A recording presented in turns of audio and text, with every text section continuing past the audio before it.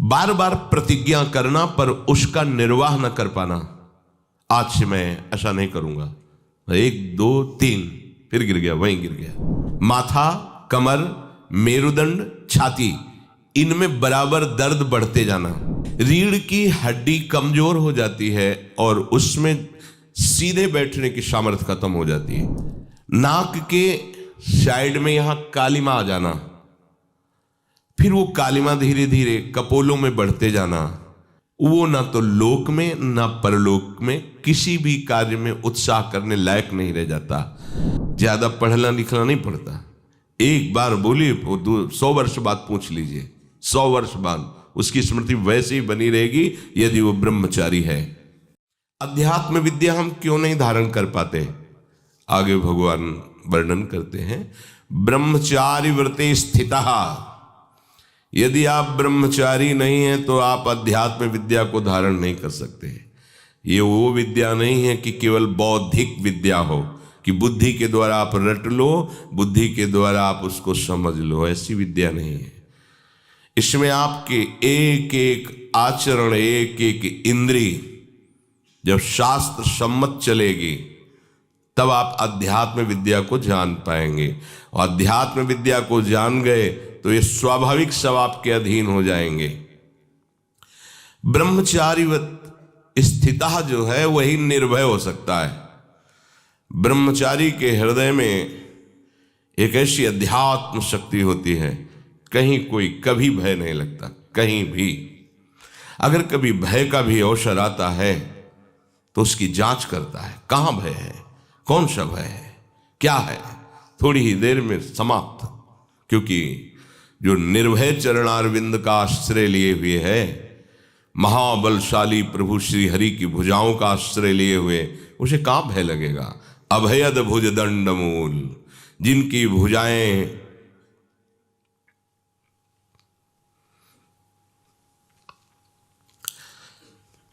शरणागत को अभय प्रदान करने के लिए फड़कती रहती है। अजान बाहु अमित बलशाली प्रभु श्री कृष्ण अपने भक्तों की रक्षा के लिए हर समय उनकी भुजाएं फड़कती रहती है जो उनके चरणों का आश्रित होता है। शरणागत अभय विरद पतित पावन बाने, व्यास से अति अधम आतुर को न समाने। स्वामी के गोरे चरणारविंद का अद्भुत प्रभाव, अद्भुत शक्तियां अपने शरणागत की रक्षा करती रहती है। राधा किशोरी के ही अंश से जितनी महाशक्तियां हैं, कामाख्या, दुर्गा, अंबा, चामुंडा, ये महान महान शक्तियां सब लाडली जी के एक अंश से प्रकट हुई हैं। स्वामी जी के गोरे चरणारविंद में अनंत शक्तियां वास करती हैं, जिन चरणों को स्वयं महाबलशाली प्रभु श्री कृष्ण दैन्य होकर दुलार करते हैं। इन चरणों का जो आश्रय लिए हुए है, हाँ, शरणागत अभय विरद पतित पावन बाने। चाहे जितना कोई पतित हो, श्री राधा किशोरी के चरणों का आश्रय ले लिया तो अत्यंत दयालु, कृपालु, वात्सल्य समुद्र लाडली जो उसका कभी त्याग नहीं करती है। पतित पावन बाने, पतितों को पावन कर देना इनका स्वभाव है, इनके चरणों का प्रभाव है। भयभीत को अभय कर देना, चाहे जितना कोई अधम क्यों न हो, एक बार हमारी लाडली की शरण में आ जाए, हृदय से आ जाए, अन्य ठौर ना रखे तो बस हो गया, हो चाहे जैसा भी हो। ये भय तभी तक रहता है जब तक हम इंद्रियों का आश्रय लिए हैं, शरीर का आश्रय लिए हैं, अंतःकरण का आश्रय लिए हैं, या बाहर किसी व्यक्ति का, धन का, अपने अनुष्ठान का, अपने कर्तव्य का। अगर इनका आश्रय है तो फिर भय बना रहेगा। केवल आराध्य देव का आश्रय है तो इनके चरणारविंद से जो बल प्रकट होता है वो महाबल है, कहीं भय नहीं होता। ब्रह्मचारी व्रत स्थित है, सबको कल्याण मार्ग में चलने का उत्साह ये ब्रह्मचर्य ही प्रदान करेगा। यदि आप ब्रह्मचर्य नहीं हैं तो आप में स्वाभाविक ये कमियां जागृत होंगी जो अध्यात्म में चलने ही नहीं देंगी। ब्रह्मचर्यहीन के लक्षण, जिन्होंने ब्रह्मचर्य का नाश किया है, अपने आप जांच लेना। उसके अंदर बार बार काम पीड़ा जागृत होगी, उसका विचार कामाशक्त होगा, पहला लक्षण। बस उसकी बार बार वृत्ति काम की आएगी, बार बार पीड़ा हृदय में काम भोग की प्रेरणा देगी। वो इतना असमर्थ होने लगता है कि आंख मिला के बात करने की भी हिम्मत नहीं रह जाती उसमें। हर समय उसके अंदर एक हीनता सी छा जाती है। वो बहुत चालाकी से अपने को छुपाना चाहता है, झूठ बोलता है, थोड़ी ऐंठन भी दिखाना चाहता है कि मैं कुछ हूं, पर अंदर से खोखला हो जाता है। ये दुर्गुण उसके अंदर जागृत होते हैं जो ब्रह्मचर्य का नाश करता है। उसके चेहरे में प्रसन्नता कभी झलक ही नहीं सकती, दुखी व उदास, जो ब्रह्मचर्य का नाश करता है। देखने से इस बदसूरत नजर आने लगेगा, चाहे जितना गोरा हो, चाहे जितना ऊपर से चिकनाहट लगाए हो, लेकिन उसके कपोल और नेत्र बदसूरत होंगे। चिकनाहट से मतलब नहीं है, एक आकर्षण होता है भागवतिक, वो उसमें नहीं होगा। स्वभाव बड़ा ही रुक्ष होगा, कड़ुआ होगा, बहुत ही हल्के स्वभाव का आदमी होगा। विश्वसनीय तो हो ही नहीं सकता, कामी पुरुष विश्वसनीय नहीं होता। वो कभी भी बदल सकता है, उसमें क्षमता नहीं है एक बात पर टिके रहने की। वो कसम खाए तो भी बहुत शीघ्र अपनी कसम तोड़ देगा। स्वभाव में कभी उसकी प्रसन्नता नहीं होगी, स्वभाव उसका चिड़चिड़ा बन जाएगा। रूखा होने के कारण नाक में गुस्सा रखी रहेगी, जरा सी बात में वो बहुत क्रोधित हो जाना, अपनी खोपड़ी फोड़ने लगना, दूसरों की फोड़ने लगना, अपने थप्पड़ मारने, मतलब एक जैसे कोई विक्षिप्त आदमी, पागल आदमी, ऐसी उसकी चेष्टाओं ने चीख चीख के बोलना, माथा पटकने लगना, ये लक्षण है ब्रह्मचर्य का नाश करने वाले के। वो जीता तो है पर मुर्दे की तरह निस्तेज, उसमें उत्साह, उसमें शूरवीरता, ये सब क्षीण होने लगती है। शूरवीरता काम क्रोधादि को सहन करना है। उसके कपोल में हल्के हल्के से सांवले दाग प्रकट होने लगते हैं, एक झुर्री सी पड़ने लगती है। ये वीरनाश का लक्षण है। आंखें धस जाती हैं और उसकी हड्डियां कमजोर होने लगती हैं, बाल पकने लगते हैं, झड़ने लगते हैं। वीर भगवान के द्वारा दी हुई वो शक्ति है जिससे भगवत प्राप्ति में बहुत सहयोग होता है। ये जानबूझकर ऐसी क्रिया करते हैं जिससे वीरपात हो। रोग न रहते हुए भी इनको बहुत सी पीड़ाएं स्वाभाविक प्रारंभ हो जाती हैं। जर्जर, दुर्बल, भागवतिक कामों में निरुत्साह, भजन करना, परिक्रमा करना, समय से उठना, समय, ये सब उत्साहहीन होते हैं। थोड़ा भी परिश्रम या मेहनत करने पर हांफने लगना, थक जाना, दैनिक दिनचर्या बिल्कुल ठीक ना होना, चित्त में बहुत सी कुचिंताएं बढ़ जाना, थोड़े से डर की बात आते ही हृदय में ऐसी धड़कन होने लगना, भयभीत होने जाना, थोड़ा सा दुख एक पहाड़ जैसा लगना, थोड़ा सा भय ऐसा लगना कि अब क्या होगा, घबराहट पैदा हो जाना, बार बार भूख लगना, पर वो भूख पचाने वाली नहीं होती। वीरनाश करने वाले को बार बार खाने की इच्छा होती है क्योंकि उसका लीवर खराब हो रहा है, ये अच्छा लक्षण नहीं बार बार भूख लगना कि बहुत बढ़िया लीवर काम कर रहा है, नहीं, अंदर कब्ज बन रही है, लीवर डाउन हो रहा है और आपको बार बार भूख ले रही, ये झूठ में फंसाया जा रहा है। ये झूठी भूख है जो तुम्हारा रोगों का घर बनेगी। उसकी जठराग्नि मंद पड़ जाती है, भोजन ठीक से पचता नहीं, मलबद्धता हो जाती, कब्जियत हो जाती है, परिणाम में बवासीर आदि कई तरह के रोग प्रकट हो जाते हैं। या तो नींद नहीं आने लगेगी या फिर ऐसी आएगी कि घंटों मतलब 8-10 घंटे सोए फिर भी उठे फिर भी आलस्य प्रमाद ये बना रहेगा। आंखों में हर समय भारीपन बना रहेगा, बिना किसी चेष्टा के रात्रि में स्वप्न दोष हो जाएगा, वीरपात हो जाएगा। ये उसके लक्षण है जो जानबूझकर ब्रह्मचर्य का नाश करता है। वीर का इतना पतला हो जाना कि लघुशंका के लिए जोर करने पर वीर निकल जाना बहुत बड़ी हानि है। नए नए बच्चों में जब उनसे प्रश्न करते हैं कि आपके दर्शन से ऐसा महसूस होता है आप कोई गलत चेष्टा करते हैं, तो कहते हैं अब नहीं करता, लेकिन पहले जब आपसे मिला नहीं था तब होती थी, लेकिन लक्षण तो अब भी प्रकट हो रहे हैं। तो कहते हैं वो स्वाभाविक वीरपात हो जाता है, स्वप्न दोष में भी और लघु शंका में भी। इसका कारण है आपने बहुत ही गलत आचरण किए हैं। ये जो हस्त मैथुन आदि क्रियाएं हैं इनके द्वारा पूरा का पूरा आपका जीवन नष्ट हो जाता है। इसे खिलवाड़ मत समझो। चाहे गृहस्थी में भी जाना हो तो खिलवाड़ मत करो।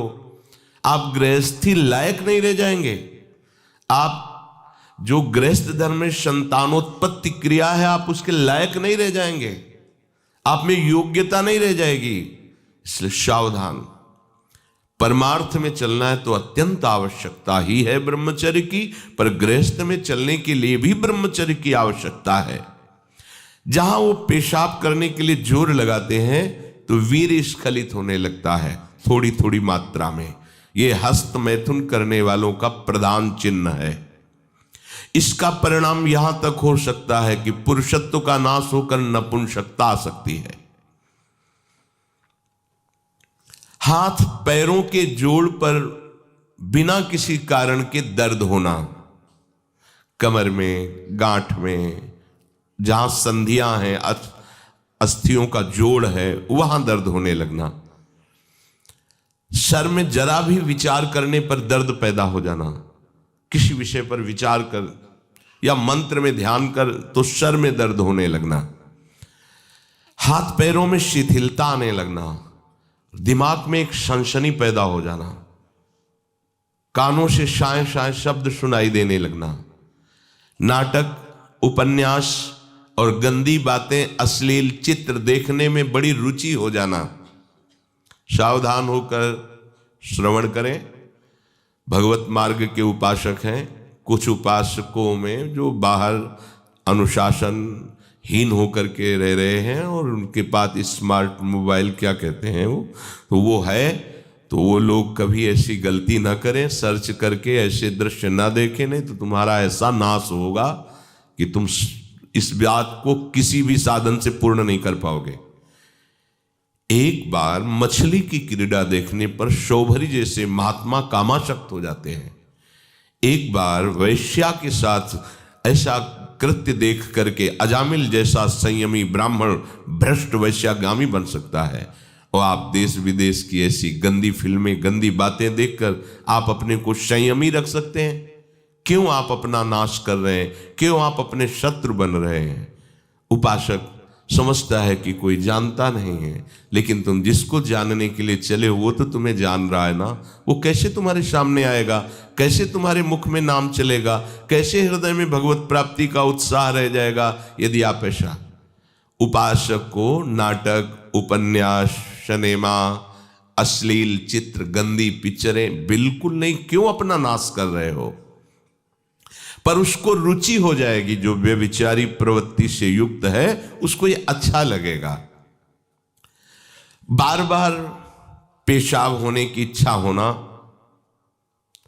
पेट में ऐसा लगना जैसे बहुत गर्मी पैदा हो गई है, और प्रमेह आदि उग्र रोगों का प्रादुर्भाव हो जाना, ये ब्रह्मचर्य नाश का लक्षण है। तलवे हथेलियों पर पसीना आने लगना, हाथ पैर में जरा भी काम करने के लिए चलो तो कंपायमान होने लगना, थोड़ा भी ऋतु परिवर्तन बीमारी को पैदा कर देना, थोड़ा सा गर्मी थोड़ा सा सर्दी, बीमार हो गया, उसे प्रकृति का प्रहार सहन न करने की सामर्थ्य आ जाती है। वो प्रकृति का प्रहार सहन नहीं कर सकता, ऐसी स्थिति हो जाती है। चेहरे पर मुहासे प्रकट हो जाना, कभी कभी अचानक खड़े होने पर आंखों के सामने अंधेरा छा जाना, अधिक वीरपात होने पर मूर्छा भी आ जाना, स्मरण शक्ति का ह्रास हो जाना, बहुत बार प्रयास करो फिर भी याद नहीं होगा। और ब्रह्मचर्य सही है तो एक बार बोल दीजिए, 100 वर्ष बाद सुन लेना, वो अपने आप स्थापित हो जाएगा।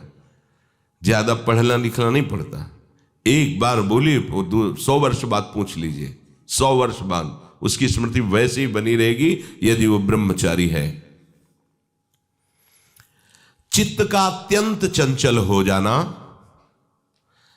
चित्त में बिल्कुल बल ना होना कि हम विषय से हटा के प्रभु में लगा सके, ऐसी सामर्थ्य नहीं, दुर्बल हो जाना, बार बार प्रतिज्ञा करना पर उसका निर्वाह न कर पाना। आज से मैं ऐसा नहीं करूंगा, 1 2 3 फिर गिर गया, वहीं गिर गया। हर कार्य बीच में छोड़ देना, किसी भी कार्य को सांगोपांग न करना, ये वीर्य पात करने वाले के लक्षण है। दिमाग में भयानक गर्मी रहना, नेत्रों में जलन उत्पन्न हो जाना,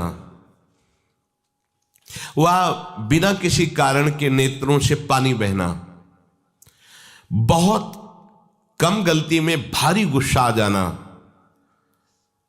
बहुत कम लाभ में फूल जाना, अहंकार आ जाना, कम लाभ में भी कोई लाभ नहीं, छोटी मोटी वस्तुओं के प्राप्त होने पर अहंकार आ जाना।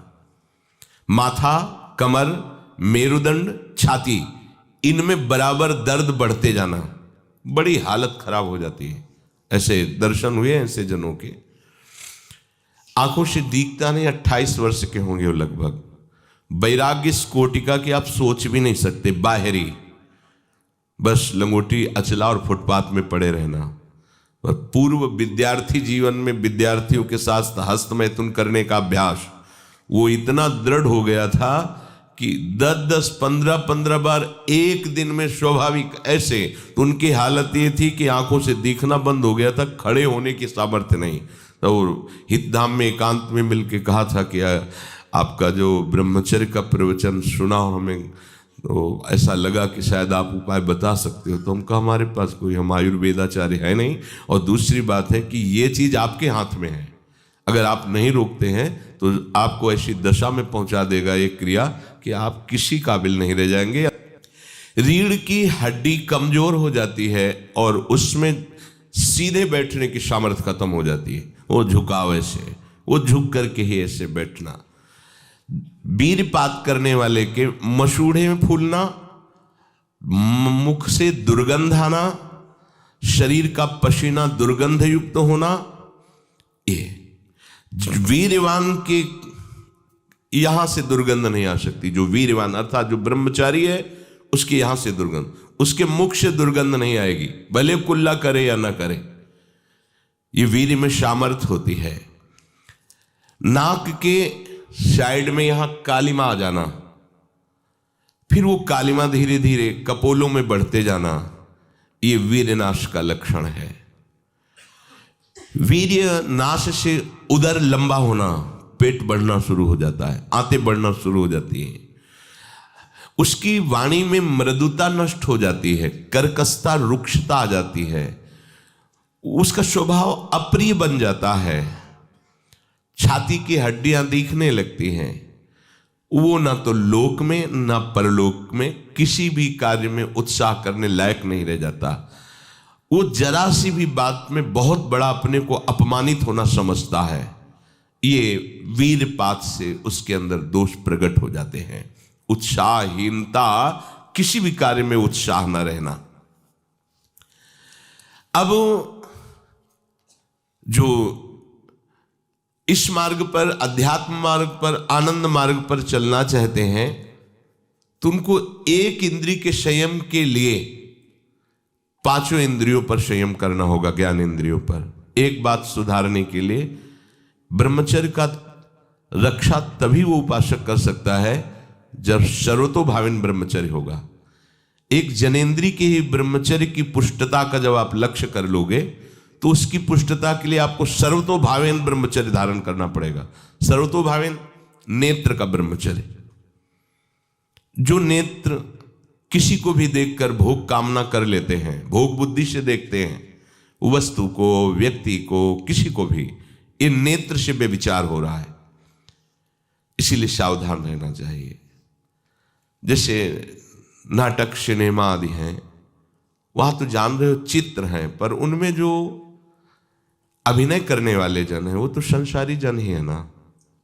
उनका पहनावा, ओढ़ावा, हाव भाव, अंग प्रत्यंग, अगर आप भगवत भाव से युक्त है तो संपूर्ण सृष्टि में कहीं भी दृष्टि जाए अपने प्रभु की भावना होती है। पर वहां तक पहुंचने के लिए आपको ये त्यागना होगा ना। आप किसी का अनुकरण न करें, आप अपनी स्थिति को देखें। अगर आप किसी का अनुकरण करते हैं कि हमने उनको देखा है, वो टीवी देख रहे हैं, तो टीवी में क्या देख रहे हैं, कहाँ स्थिति है, हमें क्या पता। हमको जहां पहुंचना है उसके लिए हमारे लिए बाधक है, हमें नहीं देखना है। अगर आप माना कि कोई नाटक ही देख रहे हैं, कोई ऐसे सीरियल ही देख रहे हैं, पर उसमें अभिनय करने वाले तो संसारी भोगी पुरुष ही है ना। आप कोई त्यागी जितेंद्रीय महात्मा को थोड़ी देख रहे हैं। तो उस देखने में तन्मयता आती है, जिसको हम देखते हैं उस पर हम आसक्त होते हैं, तभी तो उसका सुख दुख अनुभव होता है। देखो कोई ऐसी रोने वाली सीन आए तो रोना आ जाएगा, हंसने वाली आ जाए तो हंसना आ जाएगा, ऐसे तो उसका प्रभाव हम पर पड़ रहा है ना। तो हम किसी के अभिनय करने वाले के अंग प्रत्यंग को देख रहे हैं और वो कामुक होकर कोई काम चेष्टा कर रहा है या कोई ऐसा, वो सारा का सारा मन कवर कर रहा है आपका। और एकांत होते ही फिर जो मन अपना मनमानी करवाएगा, आप नहीं सह पाएंगे। इसलिए नेत्र का ब्रह्मचर्य सबसे पहले शुरू कीजिए। आपको वो चीज नहीं देखनी, वो बात नहीं पढ़नी, वो दृश्य नहीं। श्रीमद् भागवत में वर्णन है, कोई पशु पक्षी भी मैथुन कर रहा हो, अचानक दृष्टि गई तो मानसिक प्रणाम करके दोबारा दृष्टि नहीं जानी चाहिए। इसीलिए लिखा है कि आप एक धनुष भूमि को देखकर, एक धनुष, इसमें किसी की हानि नहीं होगी, आपकी भी हानि नहीं होगी। आप एक धनुष भूमि देख करके ही चलिए। मतलब बहुत लंबी दूरी देखने की जरूरत नहीं है, बहुत दृष्टि उठा करके इधर उधर गर्दन हिलाने की जरूरत नहीं है। और जैसे कि कोई टक्कर मार सकता है, तो देखो जिनको प्रारब्धानुसार टक्कर लगनी होती है ना, वो चाहे जितनी सावधानी से चलो, वो प्रारब्ध आकर के दंड देता है। अन्यथा सीम की चाप सके को तासु, बड़ रखवार रमापति जासु। आप जा रहे हो भगवत चिंतन करते हुए, तो प्रभु का नाम आपका पहरेदार अंग रक्षक है, कोई बाल भी बांका नहीं कर सकता। आपका प्रारब्ध यदि आया है, प्रभु से पास हो गया है कि आपको ये दंड मिलना चाहिए, फिर मिलेगा। आप निश्चिंत रहिए, निर्भय रहिए। प्रभु का जो विधान है वो मंगल करने वाला है। देखो इतने बड़े महापुरुष पूज्य श्री राधा बाबा, श्री आद्याशक्ति भगवती की प्रसन्नता की आराधना कर रहे हैं, क्योंकि श्री कृष्ण हमारे पति हों, इस सिद्धांत की पुष्टता के लिए। और पैर फिसल जाता है, स्नान करने जाते हैं, खड़ाऊ पहने हुए थे और अंग टूट जाता है, दवा नहीं लेते, बांस की खिपचाल बांधकर पुनः अनुष्ठान में बैठते हैं। बलिहारी ऐसी सामर्थ्य की, ये भागवतिक प्रारब्ध ऐसे महापुरुषों को भी दंड दे देता है। देखो ना, ऐसे महापुरुष जो ऐसी ऊंचाई पर पहुंचे हैं और इतने भागवत भजन में नियम निष्ठ हैं, उनको भी प्रारब्ध दंड दे रहा है शरीर को। तो अपने को इससे निश्चिंत हो जाना है। जो होना है उसे रोक नहीं सकते, जो नहीं होना उसे कोई कर नहीं सकता। अपने आराध्य देव के चिंतन में ज्यादा नेत्रों को इधर उधर दौड़ाने की जरूरत नहीं है। नेत्र का ब्रह्मचर्य, फिर वाणी का ब्रह्मचर्य, बहुत बड़ा प्रभाव पड़ता है इससे। यदि आप जवान से अश्लील बातें, गंदी बातें, कामुक बातें करेंगे तो आप ब्रह्मचर्य रह ही नहीं सकते। अगर आप वाणी से परस्पर शरीर आकर्षण वाली बातें करेंगे। बट उसको देखा तुमने क्या? बस आप गए, चाहे वो स्त्री शरीरधारी साधक हो या पुरुष शरीरधारी।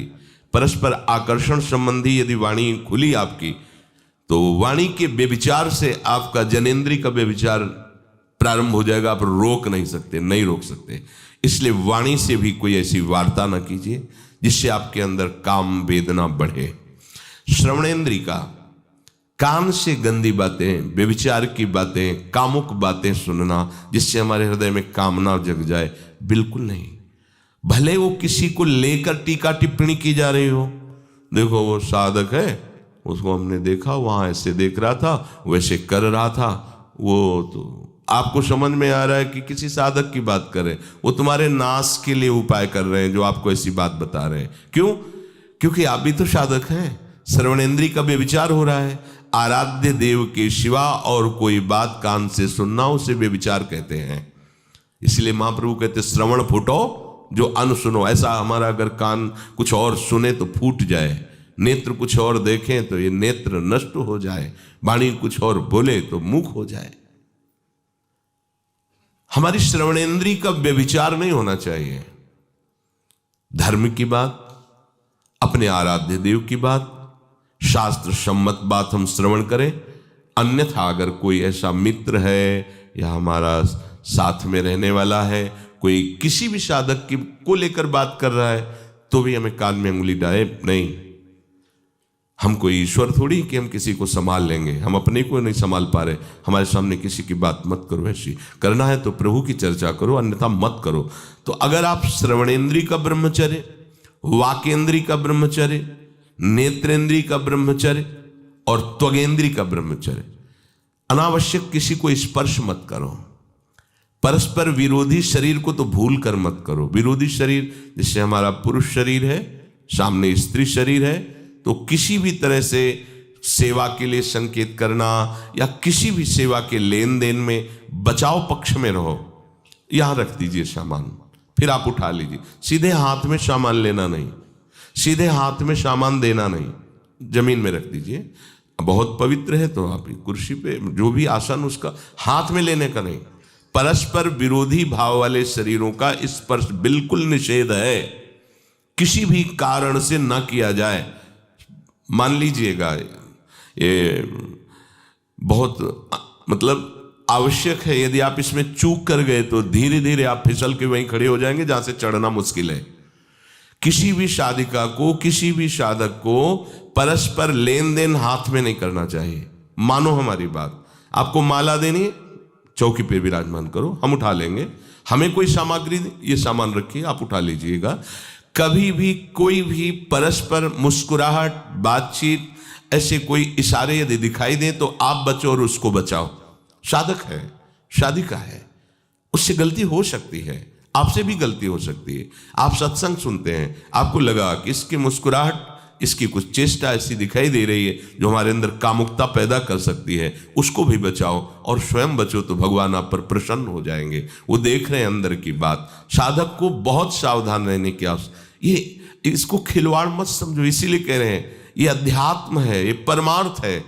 आपको लगेगा नहीं कि क्या हुआ, मैं कहां भ्रष्ट हुआ, ऐसी जगह खड़े हो जाओगे कि जान भी नहीं पाओगे कि मैं कहां चढ़ रहा था, दोबारा उत्साह भी नहीं आ पाएगा।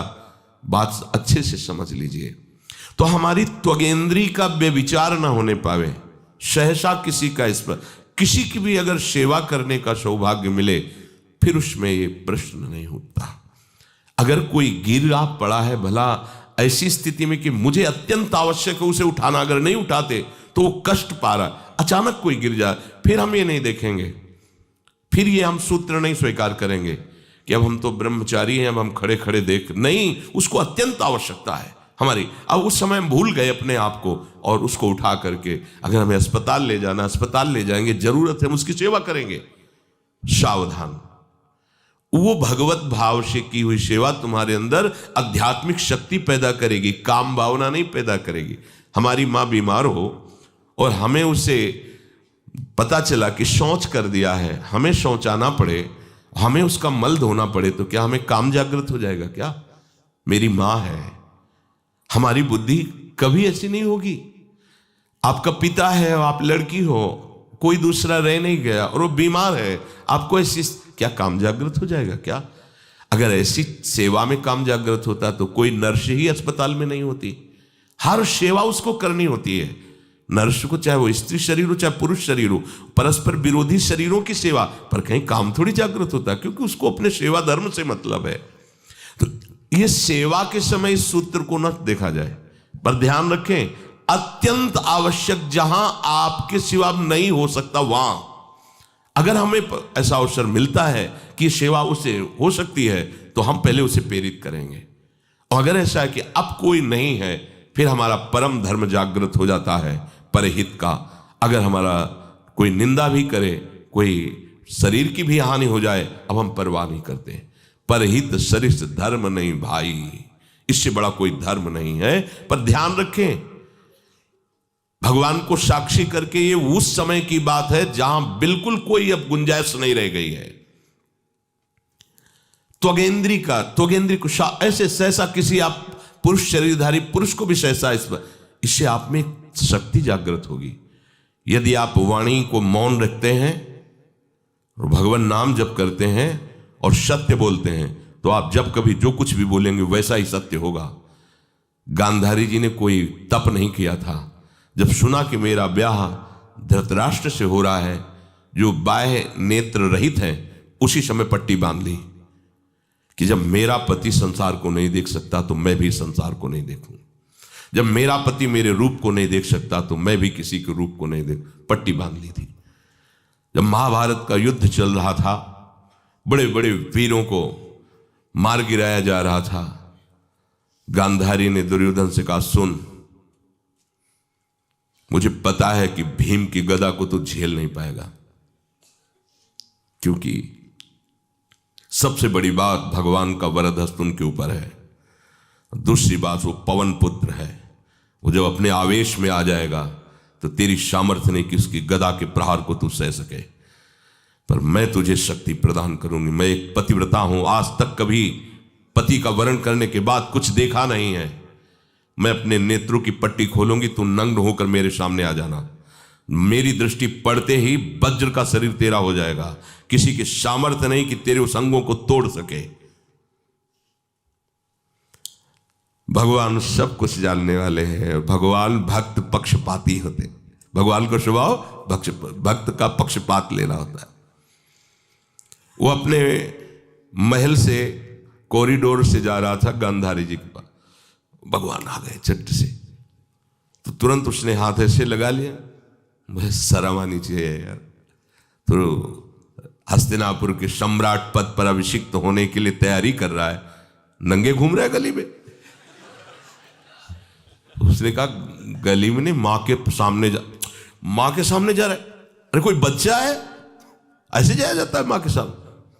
उसने कहा, माँ ने कहा है कि हम पट्टी खोलकर तुम्हें देख लेंगे तो तुम्हारा शरीर वज्र का।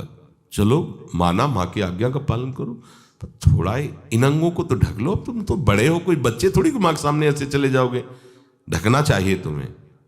वापस कर दिया। वो यहाँ ऐसे पत्तों से ढका, वस्त्र नहीं पहना, माँ की आज्ञा ऐसे पत्ते से ऐसे कमर से ऐसे ढक लिया, पीछे आगे ऐसे। गांधारी जी ने पट्टी खोली और जे ही देखा पूरा शरीर वज्र का हो। तो ये क्या किया तूने, कमर में क्यों बांध लिया? मुझे शर्म लगती थी, कैसे आपके? बोले यहीं से मारा जाएगा। भीम की गदा का प्रहार तेरी इसी जंघा और कमर को तोड़ देगा, तेरी मृत्यु। मान गई, प्रभु के विधान के आगे किसी का बल काम नहीं करता। गांधारी, ये केवल आंख में पट्टी बांधने की सामर्थ्य थी कि मेरा पति यदि अंधा है तो मैं भी किसी रूप को नहीं देखूंगी। अगर आप वाणी में संयम में रहते हैं ना, वो और भजन करते हैं और सत्य बोलते हैं, तो आप जो बोलेंगे वही होगा। पर ऐसा कुछ अनर्थ वो बोलता ही नहीं, क्योंकि ऐसा संयमी जान जाता है कि इन सब का फल भगवत प्राप्ति है, किसी को कष्ट देना नहीं है। एक एक इंद्री का जब आप ब्रह्मचर्य संयम करोगे तब आपका वीर संयम होगा। ध्यान रखना, आप नेत्रेंद्री से गंदे चित्र देखें, श्रवणेंद्री से गंदी बातें सुने, वाणी से गंदी बातें बोलें, रसेंद्री से गंदा भोजन करें और सोचे ब्रह्मचर्य रह जाएंगे, तो बिल्कुल नहीं, कदापि नहीं। ब्रह्मचर्य कोई खिलवाड़ नहीं है। जो ये तो हुआ इंद्रियों का, फिर आता है अंतःकरण का ब्रह्मचर्य। हमारा मन काम की तरफ तभी जाता है जब उसको निज सुख नहीं मिलता। ध्यान रखना, सृष्टि में जितने भी दुर्गुण दुराचार होते हैं उनमें दो प्रधान होते हैं, एक काम भोग और एक धन, और सब छोटी मोटी बातें हैं। प्रायः जितने भी हिंसा होगी, जितनी भी भयानक घटनाएं होंगी, भयानक युद्ध होगा, उन दो में अंतर्गत ही होगा, दो के अंतर्गत ही होगा। या उसका कहीं ना कहीं काम से संबंध, स्त्री संबंध से या धन संबंध से है। चाहे जो भी घटना हो उसको देख लेना, प्रधानता दो में ही होगा, कंचन और कामिनी। कीर्ति में कीर्तिवान तो कोई कोई बिरले ही होते हैं, तो वो तो बहुत आगे की बातें हैं। पर प्रायः जितने भी युद्ध हैं, जितनी भी हिंसा है, जितना भी भयानक कुकृत्य है, इन दो में ही होता है। उपासक को ये बात समझनी चाहिए, मन को समझाना चाहिए, सच्ची मानी। मतलब वाणी में शब्द नहीं होता इन बातों को बताने का, यदि कहीं मन को समझाना चाहिए। देखो, अपने लोग उपासक हैं, हम जहां जहां आसक्त हो रहे हैं उसमें हमारे मन का केवल भ्रम है। शरीर के द्वारों में कहीं सुख है, घृणित द्वारों में कहीं सुख है। अगर सुख होता तो इनके भोगने के बाद हृदय कह देता कि अब कछुनाथ न चाहिए मोरे, शांत हो जाता। फिर ऐसा क्यों होता है कि उसको एक जगह तृप्ति नहीं होती? क्योंकि वहां सुख है नहीं। फिर सोचता है शायद उसमें हो, उसमें हो, उसमें हो। पूरे के पूरे युग के युग व्यतीत हो गए, कल्प के कल्प व्यतीत हो गए भोगते हुए, क्या सुख मिला? क्या स्त्री शरीर सोचता है पुरुष शरीर में सुख है, पुरुष शरीर सोचता है स्त्री शरीर में सुख है, या आदि आदि। अगर सुख होता तो पूरे ब्रह्मांड में पशु पक्षी कीड़ा मकोड़ा सब मैथुन धर्म से युक्त हैं, ये सब सुखी हो जाते हैं ना। जो जितना भोगा सकते उतना ही दुखी, देख लो, अशांत, क्लिष्ट, परेशान और पापाचरण युक्त। ये क्या है? मन को समझाइए। वैरागी भगवत मार्ग का पथिक मन के द्वारा ऑपरेशन करता है हर वस्तु का। ये सब, इसको ऐसा ना समझे कि बड़ी गुप्त बातें हैं। गुप्त बातें हैं प्रिया प्रीतम के दिव्य चिदानंद में रहस्य की, ये गुप्त बातें नहीं, इनको समझो खोल करके। यदि आप किसी भी तरह से हस्तमैथुन आदि के द्वारा, गंदे दृश्य देख करके, गंदी क्रियाओं के द्वारा आप अपना नाश करते रहेंगे, तो ना आप इस लोक में सुखी रहेंगे ना परलोक में। मान लीजिएगा, ये बातें न तो कही जाती हैं और न सुनी जाती हैं और न समझी जाती हैं। इसीलिए हमारा बहुत ही आगे की पीढ़ी जो सनातन धर्मावलंबी, जो भागवत, हर देश से महान भारत देश को क्यों कहा गया? ऐसा भी है कि अन्य देश स्वीकार किया जाता है कि वो हमसे धनी है, स्वीकार किया जाता है कि वैज्ञानिक तत्वों में भी वो हमसे आगे हैं, पर भारत को महान धर्मशाली देश कहा गया है। कोई भी किसी भी देश का धर्म गुरु हो, हमारे देश में आएगा और हमारी ऋषियों के सूत्रों से ही अपने धर्म को पुष्ट करेगा। सांप का मूल जड़ भारत धर्म का है। कहीं भी हो, कहीं भी देख लो, चाहे जिस देश का नाम लो, कहीं ना कहीं किसी भारत के ब्रह्म ऋषि की छाप लेकर के डोल रहा है। भारत भोग प्रधान देश नहीं है, भारत धर्म प्रधान देश है। यहाँ धर्म गुरुओं के द्वारा धर्म स्थापना करके चलाया जाता है। यहाँ आज जो हम समझ रहे हैं कि बाहरी परिपाटी हमारे भारत में आ जाए तो भारत आधुनिक और सर्वश्रेष्ठ देश माना जाएगा, कभी नहीं। भारत अपनी परिपाटी से चलता है, तब सब देशों के ऊपर राज्य करता है। किसी भी देश में न पतिव्रता मिलेगी न यति मिलेगा, ब्रह्मचर्य का कहीं नामो निशान नहीं मिलेगा। ये भारत देश में ही मिलेगा। यहाँ ब्रह्मचारी मिलेंगे, यहाँ सती मिलेंगे, यहाँ प्राणपण से धर्म का पालन करने वाले मिलेंगे। अब हमारे जो नई पीढ़ी है वो आधुनिकता को स्वीकार कर रहेगी। गर्लफ्रेंड, बॉयफ्रेंड, कौन सा रिलेशन है? लिव इन रिलेशन, ये हमारे कहीं किसी भी धर्म ग्रंथ में लिखा हो तो आप बता दीजिए। बाल्यावस्था से आज तक जितने भी धर्म ग्रंथों का स्वाध्याय हुआ, कहीं भी लिखा हो तो ये बोलो सर्वनाश का स्वरूप है कि नहीं है। अभी बच्चा ना तो लोक को जानता है, ना परलोक को जानता है, ना हित को जानता है, ना अहित को जानता है। अभी उसका ब्रह्मचर्य किसी काम लायक नहीं हुआ और वो उतर गया व्यभिचार में। क्या होगा उसका जीवन, क्या होगा जीवन, चाहे वो स्त्री स्वरूप में चाहे पुरुष स्वरूप में हो। क्या बिना संयम के ये पशुता के व्यवहार से किसी की ना लौकिक उन्नति होती है ना परमार्थिक उन्नति होती है। पर कौन सुनेगा। यही कहा जाएगा पुराने जमाने के शास्त्रों को केवल वर्णन कर रहे हैं, ये क्या जाने आधुनिक जमाने को। तो आधुनिक जमाने की दशा क्या हो रही है, आंख खोल करके देखो। कोई बात नहीं, दोस्त बनाना कोई बुरी बात नहीं, इस बात को हम मानते हैं। स्त्री शरीरधारी पुरुष शरीर को मित्र बना सकता है, कोई दोष नहीं। पुरुष शरीरधारी स्त्री को मित्र बना सकता है, कोई दोष नहीं। लेकिन मित्र का क्या कर्तव्य होता है। कुपंथ निवार सुपंथ चलावा, कुमार्ग से हटा करके सुपंथ में चलाना, उसकी समस्याओं को दूर करके उसको आनंद में से युक्त करना, उसको सहयोग करना, ना कि शोषण करना। दोस्ती कहते हैं उसके दुखों को मिटा करके उसको शांति और सुख के मार्ग में ले जाना। इसीलिए ये जो आधुनिकता बढ़ रही है, ये जो खान पान गलत हो रहा है, ये जो दर्शन गलत हो रहा है, तो इस जमाने में ब्रह्मचर्य ये केवल शब्द ही लिखा मिलेगा, जीवन में नहीं मिलेगा। नए नए बच्चे व्यसन कर रहे हैं, नशा कर रहे हैं, गंदे आचरण कर रहे हैं। क्या होगा, कैसे आगे कोई समझेगा शास्त्र क्या है, धर्म क्या है, बल क्या है। आज नवयुवक 16 से 28 के बीच में कोई ऐसा नहीं दिखाई देता है जिसमें आध्यात्मिक थोड़ा भी बल हो, काम क्रोध आदि सहने की सामर्थ्य हो। अपने बूढ़े माता पिता को थप्पड़ मार रहे हैं, बूढ़े माता पिता को गाली दे रहे हैं, बूढ़े माता पिता जिन्होंने खवा पिला के इतना बड़ा, उन्हें अनाथालय भिजवाया जा रहा है, उनको छोड़ दिया जा रहा है। आप विदेश घूम रहे हैं, उनके खाने की व्यवस्था घर में नहीं। क्या है ये, आज आधुनिक विद्या का ये प्रभाव है। विद्या विनयम ददाति, जो अपने वयोवृद्धों की सेवा नहीं कर सकता वो क्या विद्या पढ़ा। जो दूसरों की रक्षा नहीं कर सकता क्या विद्या पढ़ा। क्या विद्या का यही स्वरूप है दूसरे का शोषण करना। क्या विद्या का यही स्वरूप है कि शराब पीना, ड्रग्स का ये नशा करना, ये क्या विद्या सिखाती है।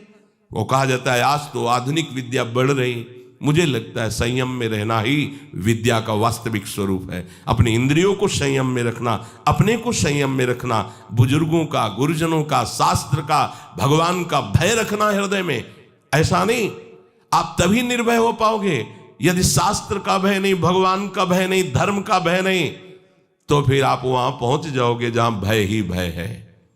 ये जो जितने भी दंड विधान हैं सब उसके ऊपर लागू हो जाएंगे। ऐसा नहीं कि कलयुग है तो आप किसी को छेड़ोगे तो पुलिस आपको छोड़ेगी क्या, यही देख लो। तो ये तो यहां का राजकीय विधान जो अनंत ब्रह्मांडों का शासन करता विधान है, वो तो किसी की गवाही की जरूरत नहीं, वो तो तुम्हारे मन में ही बैठा देख रहा है। सावधान। संयम एक बहुत बड़ी सामर्थ्य है।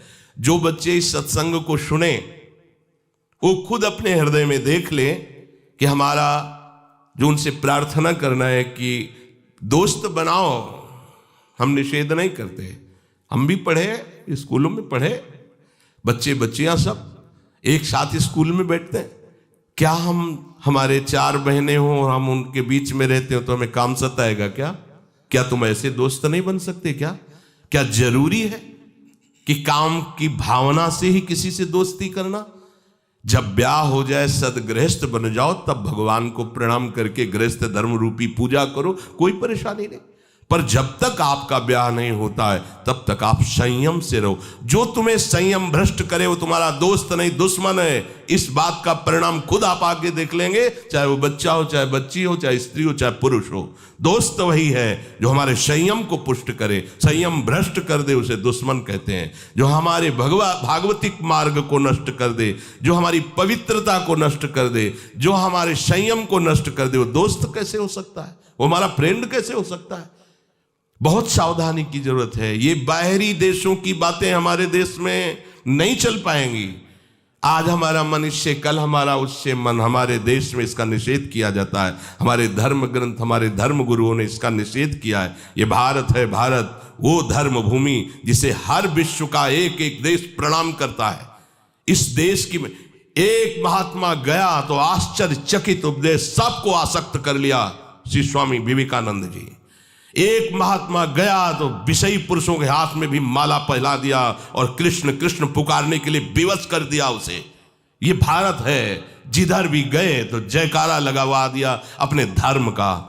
यहाँ के ग्रंथों में यहाँ के गृहस्थों की जय जयकार लिखी हुई है। आप भक्तमाल उठाकर देखिए कि 100 में 10 विरक्त होंगे, 90 गृहस्थ होंगे, और वो सब ऐसे महापुरुष जो विरक्तों से भी बढ़ करके हैं। तो ऐसा नहीं कहा जा सकता कि गृहस्थ में धर्माचरण नहीं होता, गृहस्थ में भगवत प्राप्ति नहीं हो सकती, गृहस्थ में संयम नहीं हो सकता। बिल्कुल गलत बात।